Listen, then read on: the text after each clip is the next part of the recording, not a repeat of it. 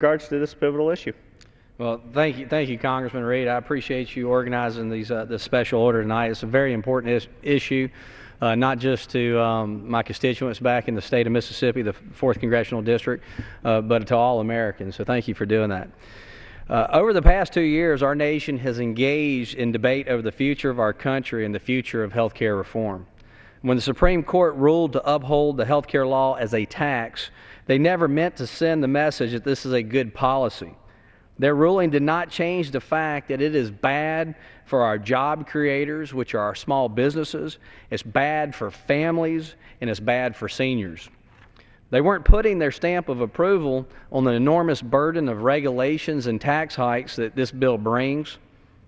They weren't making a statement in favor of a law that takes health choices out of the hands of individuals and doctors, and that places more control in the hands of government bureaucrats.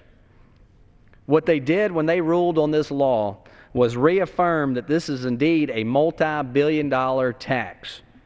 The court reaffirmed that it is indeed unconstitutional to force a massive Medicaid expansion upon states like Mississippi who cannot afford it. And finally, the Supreme Court reaffirmed for myself and my colleagues and for millions upon millions of Americans that there is a need to fully repeal this law.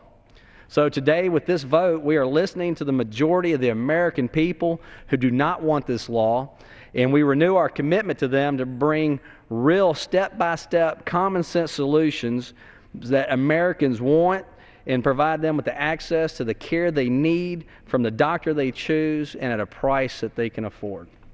I appreciate the gentleman's comments from Mississippi, and I hope he continues to stay with us here this evening and we have this conversation as we move forward.